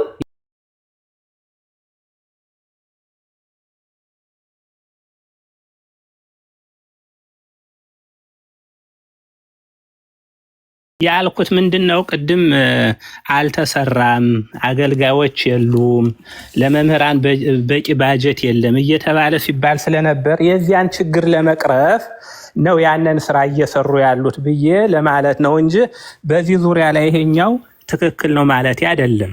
እና ጥሩ ነው፣ የሚሰሩትን ስራ እንደግፋለን። ደግሞ ድክመታቸውን ደግሞ በጋራ ሆነን አብረን አገዘናቸው ስራ መስራት አለብን ለማለት ነው እንጂ እንዳጠቃላይ ድርጊቱን እንዲያው ከመንቀፍ የሰሩትንም አመስግነን የቀራቸውንም ደግሞ ሞራል ብንሰጣቸው ለማለት ነው።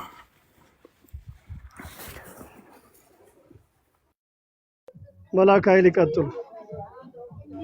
አመሰግናለሁኝ አባቶቼ፣ ቡራኪያችሁ ድረሰኝ።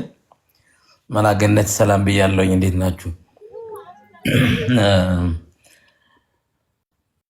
ማለት እንዴት መሰላችሁ አባቶቼ፣ ማለት አንዳንዴ የኛ አባቶቻችን ናቸው፣ የቤተክርስቲያን እንደራሴ ናቸው።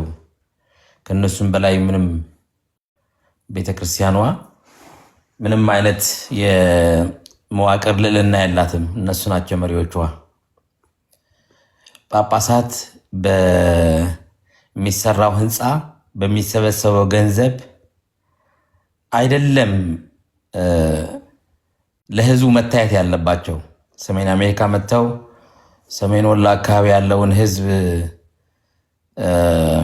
ብር ሰብስቡልኝ ብለው ወደ ኪሳቸው የሚያስገቡ የማይታወቁ ህፃናት እናሳድጋለን ብለው የትም አድራሻ የሌላቸው ከምዕመናንን መውሰድ ብር መውሰድ አይደለም ስራቸው።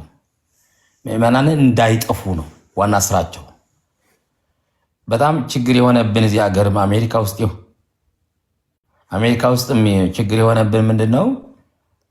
ሁለት ነገር ነው። አንዱ የብር አንቴና መሆናቸው ነው። አባቶች ከብር ያራቁ መሆናቸው ነው። የሚያጣላን አሁን አባቶች የሚያጣላ ቤተክርስቲያንም የሚያለያይ በጣም ችግር የሆነብን ምዕመናኑም እንደዚህ ስላልነቃ ቤተክርስቲያን እንደምታውቁት የቤተክርስቲያን ምስጢራት የሚያውቁ ምዕመናን ትንሾች ናቸው፣ ብዙ አይደሉም። ምስጢሩ ስለማያውቁት እነዚህ አባቶች በጣም ይቅርታ፣ እነዚህ አባቶች በሚያደርጉት የገንዘብ ወይ ደግሞ ሐናንያዊ ተግባር ምዕመናን በገፍ ከቤተ ክርስቲያን ወደ መንፍቅና ዓለም የሚሄዱ ነው። እዚህ አሜሪካ ውስጥ ማለት ነው እየተናገርኩት ያለውኝ ሰሜን፣ ደቡብ፣ ምዕራብ፣ ምስራቅ ሁሉም ኢትዮጵያዊ ኤርትራዊ ጭምር ነው እየተናገርኩኝ ያለው። የሀበሻ አባቶች ነው እየተናገርኩኝ ያለውኝ። እዚህ የሰለጠነ ዓለም ላይ መጥተው ለ2 ብር እና ለ$2000 ደሞዝ አባቶችን በቃ በገንዘብ ራሳቸው መቀየራቸው ቤተክርስቲያኗ እና የቤተክርስቲያን ምዕመናን እንዲሰረቁ እንዲነጠቁ በነጣቂ እንዲነጠቁ ሆነዋል። በተለይ በትግራይ አካባቢ አሁን መቀሌ አካባቢ ሄዳችሁ ብታዩት ሰሜኑ ለኢየሱስ የሚለው መዋቅር የተጀመረው አሁን አይደለም፣ ጦርነቱ ከመጀመሩ በፊት ነው። በየቦታው አብያተ ክርስቲያናት ተሰርተዋል። በተለይ ደግሞ ሰሜን አድቬንቲስት የሚለውን እኔ ሂጄ በአካል አይቻቸዋለሁ። በመንግስት ነው የሚደገፈው፣ በመንግስት ነው የገቡ። በተለይ ከዚህ ከደቡብ ኮሪያ፣ ሰሜን ኮሪያ ከምንድነው በቃ ኤሽያ አካባቢ ያሉ አገሮች በሙሉ በመንግስት ጭምር በመዋቅር ነው የሚሰሩ። ሻሸመኔ አካባቢ በመዋቅር ነው እየሰሩ ያሉ። ሻሸመኔ አካባቢ አሁን ያለው የምንፍቅና የሰንበት አድቬንቲስት ቤተክርስቲያን ሚሊዮኖች ህፃናት ነው እያሳደገ ያለው። አንድ ሁለት አይደለም፣ ሚሊዮኖች ህፃናት ነው እያሳደገ ያለው። ሚሊዮኖች ህፃናት ነው እየነጠቀ ያለው። ሻሸመኔ የምታውቁት የክርስትና ማዕከል ነው፣ የክርስትና ማዕከል ነው። ዞዋይ አካባቢ የክርስትና ማዕከል ነው። ሰሜን ሸዋ፣ ምዕራብ ምስራቅ ሸዋ ማለት ሰሜንና ደቡብ ሸዋ ምስራቁ ይሄ እንዳለ እስክስላ ላይ ያለው እንዳለ ነው ክርስቲያኑ እየተነጠቀ ያለው። አባቶች ሌላ ዓለም ላይ ያሉ፣ ሌላ ዓለም ላይ አባቶቻችን ሌላ ዓለም ላይ ነው ያሉ። ብር በመሰብሰብ ላይ ነው ያሉ። ቤተሰቦቻቸውን ማሳደግ ላይ ነው ያሉ። እነዚህ አባቶች በየትም አቅጣጫ ያሉ አባቶችን እየተናገርኩ ያሉ የመንግስት የመጣ ኦርቶዶክስን ለመቅበር በአራቱ አቅጣጫ ያሉ የቤተክርስቲያን ልጆችን መንጠቅ ነው። በግልጽ ነው መነጋገር ያለብን። ይሄ እንደሚታወቀው ጎንደር ላይ ድሮ ጀምሮ የመናፍቃን ማዕከል ማነው ስሙ እኔ በአካል አላውቀውም፣ ግን እንዳለ አንድ ቤተክርስቲያን እንዳለ ከዛ የወጡ ወንድሞች እኛ ጋር እንደሚሰሩ እንደማቅ ነውና ባለፈው እንዲያውም ምን እያልኩ እየነገርኳቸው ነበረ። እንዲያውም አገር ሲያረጅ ምን ይፈራበታል የሚባለው ምንድነው? ጃርት ያፈራል ነው የሚባለው። ከጎንደር እንደዚህ አይነት ሰው ይወጣል ወይ እያልኩ ጓደኞች እያናገርኳቸው ነበረ። እኛ ጋር የሚሰሩ ልጆች ማለት ነው እንዳሉ ይታወቃል። የትም ቦታ ላይ ኤርትራ ማነው ትግራይም፣ ጎንደርም፣ ሌላ ጎጃምም ሊኖሩ ይችላሉ፣ አለፍ ያሉ ድሮ ማለት ነው። ነገር ግን አሁን በመዋቅር ነው እየተሰራ ያለው። በጣም ኃይለኛ ኢንቨስት ተደርጎበት ነው እየተሰራ ያለው እና ለዚህ መፍትሄው ምንድነው ነው መፍትሄው መሆን አለበት ብዬ የማስበው አንዱ ኦርቶዶክሳውያኑን መንቃት ነው። ሁለተኛ በትምህርት ራሳቸውን እንዲችሉ ማድረግ ነው። ሶስተኛው የሚቀይሩበት በፋይናንስ ነው። አሁን ሰው የሚቀይሩት አሁን ትግራይ አካባቢ በጦርነት የተጎዳ ህዝብ ነው። ሰው ለመውሰድ በቀላል ነው የሚወሰደው ወደ ሌላ ቤተ እምነት በቀላል ምንም ጸበል እየጠጣ ጊዜ ያሳለፈ በጦርነት ጊዜ ያሳለፈ ህዝብ ነው ያለው እና በጸበል ጠዋት ጸበል ጠጥቶ ማታ ጸበል ጠጥቶ የሚያድር የነበረ ህዝብ ነው እና ለዚህ ህዝብ ላይ ብር ማነው ቤተክርስቲያን ሰራንልህ ብር ንስጥህ ብለው ይሉት የሚወሰድ ህዝብ ነው። ለዚህ ህዝብ ፋይናንሻሊ ማጠንከር ወይ ደግሞ እንዲበረታ ማድረግ በፋይናንሻሊ የተዋህዶ ልጆች ናቸው የላኩት። የተዋህዶ ልጆች ወደ ሌላ ቤተ እምነት እንዳትወጡ ነው እያደረጉ ያሉ ተብሎ ቢደረግ በሰሜን ጎንደር አካባቢና ጎንደር አካባቢ ያለው የክርስትና ማዕከል ነው። ይህ ሀገር እንዳለ የክርስትና ማዕከል መሆኑን ይታወቃል። የክርስትና ማዕከል የሆነ የክርስትና አባቶች ያሉበት ቦታ አብዛኛው በአሜሪካ የሚኖረውን ህዝብ በመዋቅር ቢሰራ በመዋቅር ብቻ ሳይሆን በመዋቅር ቢሰራ ማለት እነዚህ ሊቃነ ጳጳሳት ከብር ቢርቁ ማለት አሁን ለምሳሌ መቄዶንያ የሚባል መዋቅር አለ ኢትዮጵያ ውስጥ በጣም ታማኝ የሆነ መዋቅር ማለት ነው። በእንደዚህ አይነት ብር ቢሰበሰብ ቤተክርስቲያን ነው የምትጠቀመው፣ ምዕመናን ነው የሚጠቀሙ። አሁን በመቄዶንያ ሰሜን ጎንደር ለሚሰበሰበው ለሚሰራው ህንፃ ለሚደረገው ነገር በመቄዶንያ ተዋቅሮ ቤት ቢሰራ ወይ ደግሞ ለህዝቡ የሚሆን ነገር ቢሰራ ትምህርት ቤትም ይሁን የትምህርት ተቋማት ይሰሩልን ተብሎ ቢሰበሰብ መቄዶንያ የትም ሊያጠፋው አይችልም። ከዛ በላይ የሚሰራ ሰው ወንድም ነው። የሚሰሩ አባቶች በድርጅት የሚሰራ ተቋም ስለሆነ እነዚህ አባቶች ከብርቀው በመዋቅር ገንዘቡ ቢሰበሰብ እውነት ለመናገር ማህበረ ቅዱሳንም እዚህ ላይ ብዙ የሚሰሩ ልጆች ናቸው። እውነት ለመናገር ያላቸው ሁኔታ ትተህ ማለት ነው ያለውን ትተህ በጎ ነገሩ ምዕመናን መርዳት፣ ምዕመናን ወደ ሌላ ቤተ እምነት እንዳይሄዱ ማድረግ፣ የተለያዩ ነገሮችን በመስራት የሚታወቅ ናቸው። ብር ከሰሜን አሜሪካ ከየቤተክርስቲያናቱ ሲሰበሰብ እናንተ አባቶችም በየቤተክርስቲያኑ ያላችሁ አስተዳዳሪዎችም ብትነቁ እነዚህ አባቶች የሚሰበስቡት ብር ለህዝቡ የሚጠቅም አይደለም። በግልጽ ቋንቋ አይደኖ እኔ እንዴት እንደምታዩት አላውቅም። አሁን መላ ደብረ ሰላም የሚባሉ አባት ሲገልጹ ብፁዕ አቡነ ዮሐንስ ጎንደር ላይ የተሰራ ህንፃ ወይም ደግሞ ምናምን ላይ የተሰራ ሀገረ ስብከት መሰብሰቢያ የሚሆነው የካህናት አባቶችን መሰብሰቢያ ነው የሚሆነው። እስከሚገባኝ የሀገረ ስብከቱ ህንፃ ተሰራ የሀገረ ስብከት አባቶች እንዲሰሩበት ነው የሚሆነው። ግን የሀገረ ስብከት አባቶች አንድ ቦታ ላይ ተቀምጠው ህዝቡን እንዳይጠፋ ማድረጋቸው አይቀልም ነበር ወይ? መዋቅር ህንፃ አይሰራ እያልኩ አይደለም። ህንፃ እግዚአብሔር ህንፃ ቤተክርስቲያን አንድ ህንፃ የአባቶችን መቀመጫ ህንፃ ከሚሰራ ህንፃ እግዚአብሔርን እየፈረሰ ወደ ሌላ ቤተ እምነት የሚሄዱ ምዕመናንን አንድ ቦታ ሰብስቦ ማስተማር አይሻልም ነበር ወይ? እንዳይሄዱ እንዳይጠፉ ልጆቻቸው እንዲማሩ በክርስትና እንትን እንዲሆኑ ለአገር እና ለወገን እንዲሆኑ ህፃናት ማሳደግ አይሻልም ነበር ወይ? እያልኩኝ ያለሁኝ ቤተክርስቲያኗ የቢዝነስ ሴንተር አናድርጋት። የበረከት ሰዓት ሌሎችም እንዲደርሳቸው እንዳይደጋገም ቢሆን ጥሩ ነው። ልጨርስ። ዋናው ዓላማው ምንድነው?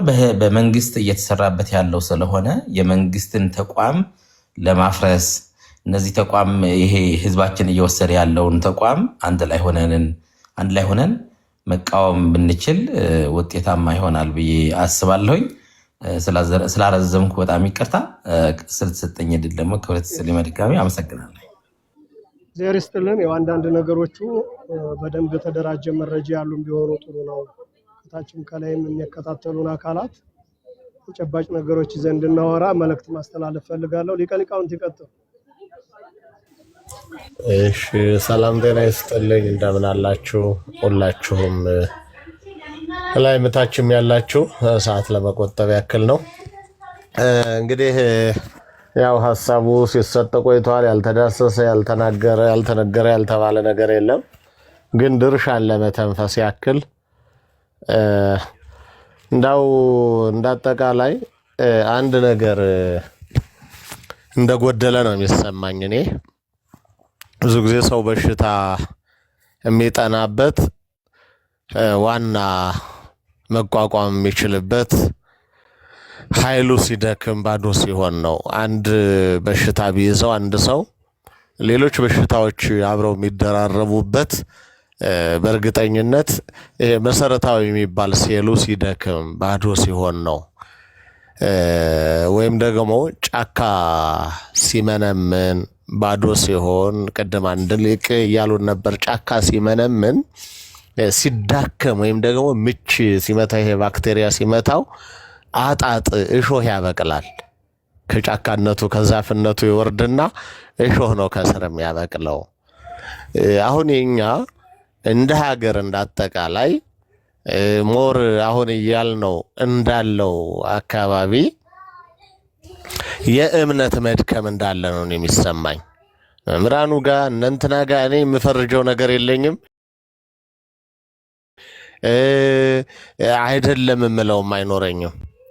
እሱን ወሳኙ አካል ባለቤቱ ነው። የገሌ እምነት ጠንካራ ነው፣ የገሌ እምነት እንደዛ ነው። እንደ አቋም በስጋ አሁን እንቅስቃሴያቸውን የምናውቃቸው ብዙ ሰዎች አሉ። በአቋም ከነማ ጋር ይንቀሳቀሳሉ። ምን አይነት ውሎ ምን አይነት አዳር አላቸው፣ ቀን የት ናቸው፣ ማታ የት ናቸው፣ ብዙዎቹን ማወቅ መገመት ይቻል ይሆናል። ነገር ግን እንዳጠቃላይ የእምነት መጉደል፣ አምኖ ያለ መስራት፣ አገልግሎትን ስራ የማድረግ በእምነት ያለ መሰማራት፣ በእምነት ያለ መጸለይ፣ በእምነት ያለ መማር፣ በእምነት ያለ ማስተማር፣ በእምነት ያለ ማረስ፣ አጠቃላይ በእምነት ያለ መመስረት ህይወት እንዳለ ነው የሚታየኝ። ከዛ በኋላ እምነት የሚባለው ነጭ የደም ሴላችን ባዶ ሲሆን ሲዳከም ነው በሽታዎች አንዴ በጦርነት አንዴ በሆነ ነገር ሌላ ጊዜ በሆነ ነገር የሚመቱን እንጂ ማንሙት ትላንት ሱስንዮስ ማርኮት የኖረን ህዝብ እንደገና ድጋሚ ደግሞ ሌላ አካል ሊማርከው የመጣው በምን መንገድ ነው? ትላንት ምን ብሎ ነበር የማረከው? ትላንት የነበሩ ሰዎች በሙሉ በዚያ በኩል በዚያኛው መንገድ የገቡ አካላት በሙሉ ሲገቡ አገባባቸው ምን ይመስል ነበር? ያኔም እኮ ጠንካራ መምህራን አሉ አይደል? ጉባኤ ዘርግተው እኮ እያስተማሩ የነበሩ መምህራን አሉ። ጠንካራ ባሕታውያን አባቶች አሉ። ብፁዓን አበው ብቻ አጠቃላይ ጠንካራ ሰው ነበረ፣ ደካማም ነበረ። ለደካሞች ምክንያት የሆናቸው ምንድን ነበረ?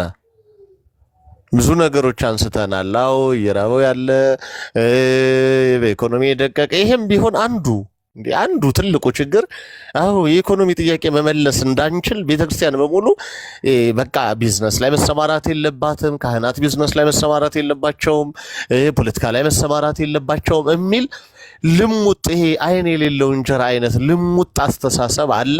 በዚህ ምክንያት ይኸው ዕውራን ከመሆናችን የተነሳ 3-4 ህንፃ ያለው ቤተክርስቲያን እንኳን ታቦት አቆሙ አሁንም ይለምናል። ባኩፋዳ በልመና መጣን፣ አሁንም እዚያው ላይ ነው ያለ ነው። ኖሮን እንኳን ከመለመን ግን አላቆምንም። አንዳንዱ ሰው ሱስ ሆኖበት መኪኖች እያሉት ስራዬን ብርሃን አትለፉኝ እያለ ሁልጊዜ ብሪቶ ለብሶ ይቆማል ሱስ ሆኖ። አንዳንዱ ደግሞ የምርር ቦት ይለምናል። ቤተክርስቲያኒቱን የልመና ማዕከል ከማድረግ በኢኮኖሚ ራሷን የቻለች ብትሆን ምእመኑን ሰንበት ተማሪውን ከከበሮ መምታት ከመዘመር ባሻገር በኢኮኖሚ ራሱን የቻለ እንዲሆን የማደራጀት ስራ ቢሰራ ዳቦ ቤቶች ወዘተርፈ የሚባሉትን በሙሉ ክርስቲያኑ ማህበረሰብ ወጣቱ እንዲቆጣጠር አድርገን ቢሆን ኖሮ በረሃብ ምክንያት ከሆነ ለእርዳታ ከሆነ የሄዱት ቤተክርስቲያን እነዚህን ምዕመናን መርዳት አትችልም ነበር ወይ? እስኪ ማላንካራውያንን ህይወት እንየው። ቢያንስ የተጻፉ መጻሕፍት አሉ አይደለ? የግብፃውያንን ህይወት እንየው እስኪ፣ የልምድ ልውውጥ እናድርግ። ቢያንስ በማንበብ እኮ ማየት ይቻላል።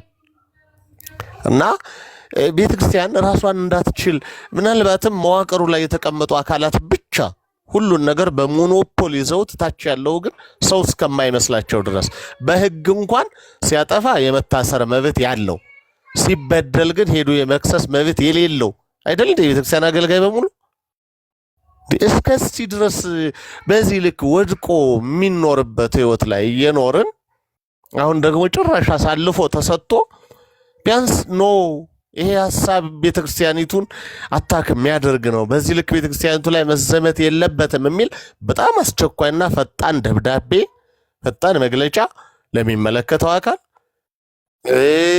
ለራስ መዋቅርም ለሌሎቹም ማድረስ እየተቻለ ለራስ እንዲሆናናል ሐሳብ ስጡበት፣ ድረሱልን፣ ለሌላው ደግሞ አስቆሙልን የሚሉ ደብዳቤዎች መኖር ነበረባቸው። ከዚያ ባሻገር የሚዲያ መግለጫ ያስፈልግ ነበረ። አንዱን ለማባረር ሲሆን ጠንካራ ሆነን 3-4 ደብዳቤ አከታትለን በቃ በደሉ ይሄ ነው ብለን ደብዳቤ ለመጻፍ የምንፈጥን ከሆነ ነገሮችን ግን እሳት ለማብረድ ሲሆን ወይም ደግሞ የቤተክርስቲያንን ችግር ለማቀዝቀዝ ወይም ቤተክርስቲያን ላይ የደረሰውን ችግር ለማስተዋወቅና ድርሱልን ለማለት ግን ተተኝቶ ዝም የሚባል ከሆነ ብሕትውና አያስብልም፣ ይሁንና አያስብልም፣ ትህትናም አይደለም። በዚያው ልክ ግን እኔ አሁንም ደግሜ የምለው በእርግጠኝነት ነጭ የደም ሴላችን ተመቷል። አማኞች አይደለንም። አማኞች ብንሆን ቁስሉ ይገባን ነበር። አዎ በካባችን፣ በቆባችን፣ በሻሻችን፣ በጋቢያችን አማኞች ነን። ግን ከልብስ ያለፈ ነፍስ ላይ የደረሰ ክርስትና ግን እዚህም ምንጮኸውም ሌላው አካባቢ ያለነውም እኩል ነን ባይነኝ እኔ ማለት ያ ማለት እንደው ከደናዎቹ ጋር እኩል ነን አይደለም። ለይታቸው እንድትሰሙኝ እፈልጋለሁ። ይኖራሉ ደግሞም አሉ። በመኖራቸው በእነሱ መኖርም ነው እግዚአብሔር ትንሽ የታገሰን። ግን አንዳንዴ ማስተዋል የተሳነን ይሄ ፕሮጀክት እኮ ከተቀረጸ ቆይቷል አይደለም? የቆየ ፕሮጀክት እኮ ነው። የዋለ ያደረ ፕሮጀክት እኮ ነው። ይህንን የዋለ ያደረ ፕሮጀክት ኧረ ወደዛው ሰዱት እስኪ ቤቢን ይህን የዋለ ያደረ የሰነበተ ፕሮጀክት እኮ ቢያንስ ከዚያ ጊዜ ጀምሮ ያኔ የተወሰኑ ሰዎች አሉ አይደል መጋቢ ሃይማኖት መምህር ተመስገን ዘገየ በቪዲዮ ጭምር መሆን ባለበት ልክ በሚዲያ ሌሎችም እንደሳቸው ያሉ ሞከሩ። እኛም ትንሽ አቅማችን ጻፍን፣ ሌላውም እንደዛው። ግን ከዛ በኋላስ የለም ሲጀምር የኢትዮጵያውያን ጫጫታ እንደው በጣም ረጅም ዘመን ከተንጫጫን ከሳምንት አልፎ ያውቃል እንዴ? የሆነ አጀንዳ ይሰጠናል፣ እሱን እንጫጫና ስንጨርስ ደግሞ ሌላ አጀንዳ ይሰጠናል፣ እዛ ላይ እንጫጫለን። እስኪ በዚህ ወር ብቻ ይዘናቸው የነበሩ አጀንዳዎች ግን አንዱን ለቀን አንዱ ላይ እየዘመትን በቃ እየተንጫጫን ያለ ነው። ግን ምንም መፍትሄ የማናመጣባቸው ስንት ነገሮች ናቸው ያሉት። ለምንድን ነው መፍትሄ የማይኖረው? ጫጫታችን ለምንድን ነው ጩኸታችን ውጤት የማይኖረው? የምንንጫጫው በሙሉ ታች ያለን እላይ ሰሚ የለም። ጫጫታችን ምናልባትም እንዲህ በማውራት እንዲህ በመንጫጫታችን ራት የሚከለክሉ ጉሮሯችን ላይ የሚቆሙ አባቶች ወይ ኃላፊዎች ካልሆነ በቀር ልጆቻችን ልክ ናቸው ወይም ደግሞ ልጆቻችን አጥፍታችኋል ብሎ የሚደግፈን የሚሆን ጠርቶ የሚመክረን አካል ኖሮ ያውቃል እንዴ? ይሄ ለምን ሆነ? አገልጋዩ ለምን ዝም ማለት መረጠ? አዎ ልጅ ማሳደግ እንፈልጋለን ብንናገር ምንድነው አንድ የሚባል ብሂል አለ። ማውቀው እናውቃለን፣ ምንናገር እናልቃለን። የስ እንደዛ ፈርቶ ነው አገልጋዩ አይደል የማይናገረው። በኢኮኖሚ ራሱን የቻለ አይደለም። በቤት ኪራይ ነው የሚኖረው፣ በታክሲ ተጋፍቶ በባስ ቆሞ ነው የሚሄደው። ይህንም ላለማጣት ዝም የሚል ሚሊየንስ አገልጋይ አለ። ትንሽ ደግሞ ያለችውን ሊነጠቅ ስለሚችል አብዛኛው ብቻ የተለያዩ ነገሮች ስለሚኖሩ ወይም ደግሞ ሆድ ከፊት ስለሆነ ፊት ለፊት ሆኖ ሆድ እያስፈራራው ሊሆን ይችላል። አንዳንዴ ይሄ የሚባል ብሂል አለ አይደል? ባለፈው እንደውም ጽፌያለሁ። በሆዱ የወደቀን ሰው ማንሳት በጣም ከባድ ነው ይባላል። ስለዚህ ምናልባት በሆዱ በኩል ወድቆ ቢሆንስ አብዛኛው አገልጋይ ሆዱ ማርኮት ቢሆንስ ደግሞ ሆድ ስልጣን ሆኖባቸውስ ቢሆን? ስለዚህ ከዚህ እንዴት እንውጣ የሚለውን በውስጥ መወያየት ብንችል፣ አሁን ከሜዳው ከዚህኛው አልፈን የውስጥ መወያያ ፕሮግራም ቢኖረንና ልክ ባለፈው የሆነ ጊዜ በወንድሞች ዙሪያ ለመወያየት የራሳችን መወያያ ነበረን አይደለ? ልክ እንደሱ ውስጥ ላይ የምንወያየው ከዛ ሚያደማ የሆነ ማለት ግብ የሚመታ በውጭው በእኛ ቤትም በዚያኛውም በኩል ተሰሚ የሚሆን ማንንም አታክ የማያደርግ ግን ለውጥ የሚያመጣ። እኔ አሁን እዚህ ላይ በመጮኋችን ጥሩ እኮ ነው። ድምፅን ለማሰማት በተለያየ መንገድ መጮህ ጥሩ ነው። አንበሳ ብዙ ጊዜ አነጋጋ አካባቢ ይጮሃል፣ ጫካው ላይ ያገሳል። የሚያገሳው መኖሩን ለማሳወቅ ጫካው ውስጥ እሱ እንዳለ እንዲታወቅ እንጂ የመጮህ ሱስ ኖሮበት አይደለም። አሁን ሰማለን እናያለን ነፍስ አለን ለማለት ጥሩ ነው። ግን ከዚህኛው ጫጫታ ባሻገር ለውጥ የሚያመጣ ጩኸት ቢኖር ካልሆነ እኮ ምን የምናውቀው አይደል? ተዋቸው እንጫጩን ዝም ይላሉ ሲጨርሱ አይደል የምንባለው? ታዲያ ይጩህና ዝም ይበሉ ለመባል ለምን እንደክማለን? ለውጥ ለማምጣት ብንጮህ፣ ያንን ለማድረግ ደግሞ እዚህ ላይ መጮሃችን መወያየታችን በጣም ጥሩ ነው። ማንቃቱ ጥሩ ነው። የሰባከያን ሞር ይሄ ሚዲያውን የተቀላቀልን አካላት በሙሉ መናገራችን አዎ የቤተክርስቲያን አንቂ አካላት ነን። ግን እውነት ያልነቃ ኖሮ ነው ወይ? አውቆ የተኛውን ለመቀስቀስም ቢሆን ጥሩ ነው። እያወቀ የተኛ ስለሚኖር ደግሞ አለ ስለሚኖር ሳይሆን ስላለ። ግን ይህንን ለማድረግ መወያያ ሜዳዎች ብንመርጥ እኛም ደግሞ አንዱ ያው ስንወያያ ለአንዱ ያንዱ ሀሳብ አይጠመውም። ልክ እኮ ነን፣ አንድ አይደለንማ፣ የተለያየን ሰዎች ነን። የሁሉ ሀሳብ ከተመቸን ችግር አለ አመለካከት ማለት ነው። ልክ ነን። መቃረኑ አይ ያንተ ሀሳብ ልክ አልነበረም ይሄ ነው መባባሉ በጣም ጥሩ ነው። እንዲያውም ውይይታችን ከልብ መሆኑን ነው የሚያሳይ። አሜን ብለን አጨብጭበን ሁሉንም እናልፍ ከሆነ በቃ አልማጮች ነን፣ አድርባይ ነን ማለት ነው። ስለዚህ አድርባይ እንዳንበነድድ ባንዳ እንዳንሆን ያ አይነት በሽታ እንዳያስቸግረን ጥሩ ነው። ግን ይሄ ሲሆን ይሄ መጠላለፍ እንዳይመስል ለሌላው ላልበስለው አሁን መጠላለፍ ነው የሚመስለው አንዱ ያንዱን ሀሳብ ኮሜንት ሲያደርገው እንጂ እንትን አይመስለውም። እንዴ ስንማማር ትዝ አይላችሁም? አርብ ፕሮግራማችን ላይ ተስማምታችሁ ተደማምጣችሁ አውሩ የሚለታች የሚመክረን አለ እኮ ከራሱ ጋር ሳይማከር ሳይጨርስ እኛን ተመካከሩ ተስማሙ የሚለን እና እንደዛ እንዳይሆን ሌሎች እንዳይጠለፉብን ሌሎች እንዳይሰናከሉብን በዛ መንገድ የምናደርግበት አንድ ነገር ብንፈጥር ባይ ነኝ። ሌላው ግን እኔ ይሄ ሰሜኑን ለኢየሱስ የከረመ ሐሳብ ነው። ኦልሬዲ ተወቃ፣ ተዘራ፣ ታረመ፣ ምን ተባለ፣ ተወቃ፣ ወደ ጎተራ ገባ፣ ተፈጨ፣ አሁን ተጋግሮ ነው ያየ ነው። ከነ መስቀሉ አቁሞ ክርስቲያን ነበርኩ የሚል ሀሳብ ምን አሁን ነው እንዴ የተጀመረው? ቆየ እኮ። ግማሹን ማተብ ካረክ መስሪያ ቤት አትገባም የሚባል ዘመቻ ነበረ። ከዛ ቆየ እንደገና ያለፈ ተው ነው ተንጫጫን ቆየ። እዛ ከነ ማተቡ ደግሞ ኢቭን ሌላ ማተብ አስለብሶ የራስን አካል ማተብ አድርጎ ነበርኩ ክርስቲያን ጳጳስ ነበርኩ ብሎ የመጣ ሰው እያላያችሁም እንዴ? የጳጳስ ልብስ ለብሶ ጳጳስ ነበርኩ ብሎ እኮ አዳራሽ ውስጥ በቃ ፕሮቴስታንት አደረግ ነው ሙስሊም አደረግ ነው ወዘተ ተብሏል አይደል? ግን ምን ተብሎ ያውቃል በቤተክርስቲያን እንደዛ ሲባል? በመዋቅር ደረጃ ምን ብለን እናውቃለን? ምንም ዝም የተወሰነ ይጮህና ማሸጊያ ማስክ አለ፣ ያ ማሸጊያ ብር የሚባል ማስክ እሱ ይላካል፣ ወይ ደግሞ ስልጣን የሚባል ማስክ አለ ማስፈራሪያ፣ በሱ ሲማጣ ጸጥ ይላል። እንዲህ እየተባለ የቀጠልን ሰዎች እንደው ብቻችን መንጫጫቱ እውነትም መንጫጫት ነው የሚሆንብንና ከመንጫጫት አልፈን ተልባ ቢንጫጫ ነው እኮ የሚሉን። ወደ ላይ ብትሄዱ እኮ ምናልባትም 5 ኪሎ አካባቢ ብቅ ብትሉ እኮ ይሄንን ስማችንን ነው የምንሰማው አይደለ እንዴ?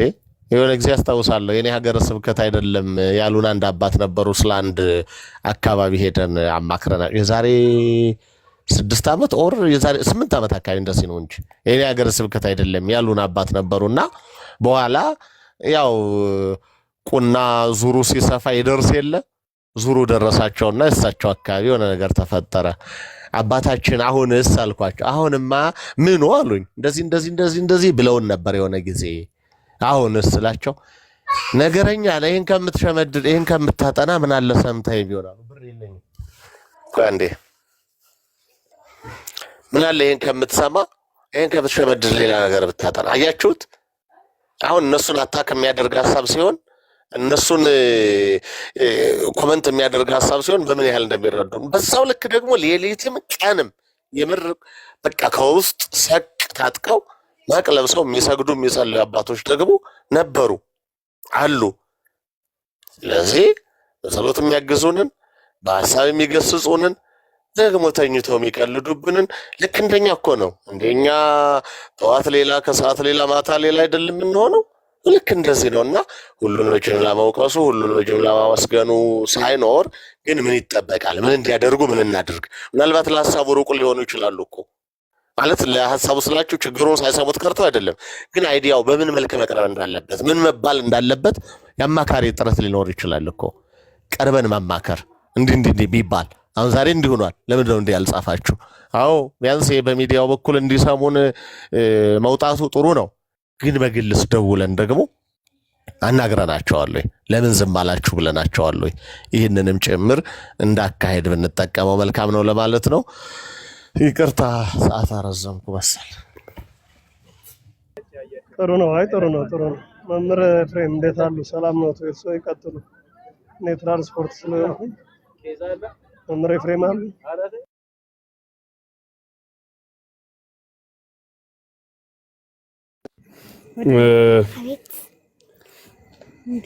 ጤና ይስጥልን። ሁላችሁን ሰላም ብያለሁ። ዛሬ ይመስገን። እንዴት አሉ? እንደ ቸርነቱ ደህና ነኝ። ሊቀ ሊቃውንት ለሰጡን ማብራሪያ እጅጉን እናመሰግናለን። ሌላውንም ሊቃውንት እንዲሁ ሰፊ ነገር አልልም። አንደኛ ሰፊ መረጃ የለኝም። አሁን በዛችሁት በቆያችሁት ሀሳብ አንድ ሁለት ሰዎች ናቸው ሲናገሩ የሰማው። እሱን ብቻ መሰረት አድርጌ ትንሽ ነገር ልበል። አንዳንድ ጊዜ ለነገሮች የተሻለ መፍትሄ ማናመጣው እንደ በጋ ካፊያ የራስን ሀሳብ ወርወር አድርጎ መሮጥም አለ። ብዙ ጊዜ የመፍትሄ አካል ነን ብለን የምናስበው ሰዎች እንደዚያ ነገር አያለሁ ብዙ ጊዜ። አንድ ወንድሜ ሀሳብ ሲሰጡ ነበረ። አሁን እሳቸውን ራሱ መጠየቅ ፈልጌ ነበር። ጤና ይስጥልን፣ ደህና ናችሁ? ይመስገን። እና ወጥተዋል ማለት ነው። አሁን እዚህ ጋር የሉም።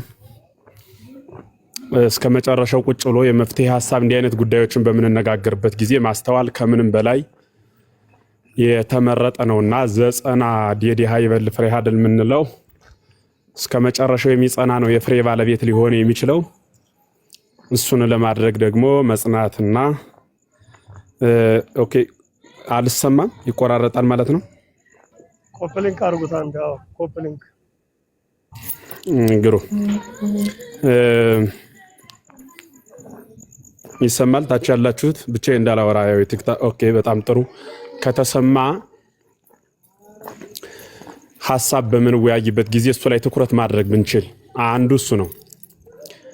ሁለተኛ 100 ዳቦ ከመላስ አንድ መጉረስ ይላሉ አበውና አንድ ርዕስ ሲነሳ ርዕሱ የተጻፈበት ምክንያት እሱን ብቻ ዓላማ አድርገን ግብ ወደ ሆነው ታሪክ እንድንሸጋገርና እንድንወያይ ነው። ዓላማው እሱ ነው። ከላይ ከታች ከርዕስ ወጠን ብዙ ነገር መናገር ስላለብን ብቻ የምናወራ ከሆነ ትክክል ነው ብዬ አላምንም። ቀደም ሲል የነበሩት ሰውዬ 1 2 3 ቤት አይቻቸዋለሁ። ኦርቶዶክሳዊ አስተምህሮ ከማይቀበል ሰው የማይጠበቁ ቃላት ዳሜጅ ማድረግ ጭራሽ ክርስቲያኑን ተስፋ ቢስ የሚያደርጉ ቃላትን ከመናገርም አልፎ ለአንድ ብሔር ብቻ ለዚያውም አልፎ ለትግራይ ሕዝብ ብቻ ማቀንቀን የሚመስል ከአንድ የቤተ ክርስቲያን አስተምህሮ የማይጠበቁ ቃላቶችን በተደጋጋሚ እሰማለሁ እና ይሄ ትክክል አይደለም። እኔ ራሴ አንድ የአማራ በሀገር ደረጃ ኢትዮጵያ ነገረ ሙላድ ሲነሳ አማራ የተገኘው ሰው በሆንም በዚያ ልክ ግን መምህር ተብሎ ጠቦ የሚያስብ ጠባብ ካለ እሱ በራሱ ክርስቲያን አልሆነም፣ መምህር አይደለም። እሱ ሌላ ደረጃ ነው። እኛ በክርስቶስ ራስነት የምናምን ሁላችን ህዋሳቶች ነን ብለን ነው የምናምነው። ህዋስ የሆነ ሁሉ ደግሞ ራስ በሚንቀሳቀስበት የሚኖር ነው እንጂ መንግስተ ሰማያትን የሚያክል ሀገር እግዚአብሔርን የሚያህል መንደር ያለን ሰዎች በሰፈርና በመንደር ወርዶ ጠቦ ተደራጅተው በዚህ ልክ ማውራት ይሄ ለኔ ቄልነት ነው። ራስን ማስተካከል ደግሞ ጀግንነት ነው ማለት ነው። እና ሰፋ አድርጎ ማሰብ አንድ ሰው ሲማር በመጀመሪያ እናት አባቴ እያሰበ ይማራል። ትንሽ ከፍ ያለ አገሬን ይላል። ትንሽ ከፍ ሲል ወረዳ፣ ከዚያ ክልል፣ ከዚያ ከፍ ያለ ኢትዮጵያ፣ ከዛ ለመላው ሀገር በእምነት ለሚመስሉት፣ ከዚያ ደግሞ በሃይማኖት ሁሉ ለማይመስሉት እንዲያ ነው የሚታደገው። እንደ ካሮት ቁልቁል እያደጉ ሰፊው ሀገር ላይ ተቀምጦ ጠባብ ሰፈር ላይ ራስን ወስዶ መክተት ልክ አይደለም። እሱ ላይ ትኩረት ማድረግ ይጠይቃል ለሁሉም ሰው። ከዚያ ውጪ የሰሜኑን ለኢየሱስ ከመንግስት ጋር ሚያዝ ነው ማያዝ ነው። መንግስት ራሱ ፕሮቴስታንቲዝም ነው ወይም ፕሮቴስታንት ነው ከሆነ ደግሞ የሚያምነውን እምነት የሚያምን ትውልድ ለመፍጠር በስብከትም በገንዘብም እንዲያ ሲል በገጀራም ይጀምራል። ይሄ ደግሞ ትናንት በታሪክ የምናውቀው ዛሬ ደግሞ በዓይናችን የምናየው ነው። ይሄን ለማረጋገጥ የማቴዎስ ወንጌል መጥቀስ አይጠበቅብኝም፣ ሁላችን የምናውቀው ጉዳይ ስለሆነ። እንዲህ አይነት ድርጊት ሊያደርግ ይችላል አይችልም ወይ ምናምን የሚባል ይሄ ዝም ብሎ ባህል የሚሰጠው የሆነ እንዲህ ነው ተብሎ ሚዛን ውስጥ የሚቀመጥ ሐሳብ አይደለም። አሁን እሱ ሳይሆን ችግሩን ጠንቅቀን እናውቀዋለን። መፍትሄው ምንድነው? አንደኛ ነቅቶ ወንጌልን ማስተማር፣ የማያዳላ በሚናገረው ሚኖር መምህር መፍጠር፣ እንደ ታክሲ ገጠርን የማይፈራ ታክሲ ነው ገጠር የማይወርደው ሁሌ አስፋልት ለአስፋልት የሚዞር። አሁን አብዛኛው መምህር ታክሲ ማለት ነው፣ አይወርድም ወደ ገጠር አይሄድም። እዚያ መፍትሄ የሚባለው አካል ላይ ትኩረት እናደርግ ከተባለ ገጠር ድረስ መውረድ መስዋዕትነት ይኖራል። አሁን በእግር መሄድ፣ ውሃ መጠማት፣ መድከም፣ የትምህርቱን የማይቀበል ህዝብ ማግኘት፣ እንግዳ የሆኑ ሰዎችን እንዲህ ነገር ሊገጥመን ይችላል። ግን ያን ሁሉ ፈተና መቋቋም አለብን ወንጌላዊ ከሆነ ዘንድ። በስሙ ወንጌላዊ ሆነን በግብራችን መከራን ፈርተን ከዚያ ደግሞ መምህር ተብለን እየተባልን እንቀጥላለን የሚለው ግን የሚያስማማ ጉዳይ አይደለም። እሱ ላይ እንዲሰመርበት የምፈልገው ጉዳይ እሱ ነው። የመጀመሪያው መፍትሄ የሚሆነው አለት ላይ የተመሰረተ ቤት ማንም ቢመጣ ገፍቶ ሊጥለው አይችልም። እንዲህ በመሰረተው ኮክ ተሳረረ አይደል የሚል ወንጌል። በአለት ላይ ስለታነጸ በወንጌል የተመሰረተ ህዝብ ማንም መጥቶ ወደ ምንም ቢገፋው አይወድቅም። ዝም ብለን በእለቱ አጥምቀን ጥለነው የጠፋ ነው ህዝብ ግን እሱ አሸዋ ላይ የተመሰረተ ነው። ነፋሳት መጡ ገፉት ወደቀም ነው። ለመሬቱ ጥልቅነት የለውም ወይም ስር የለውምና ስለዚህ ያን ህዝብ በወንጌል ማንቃትና ማስተማር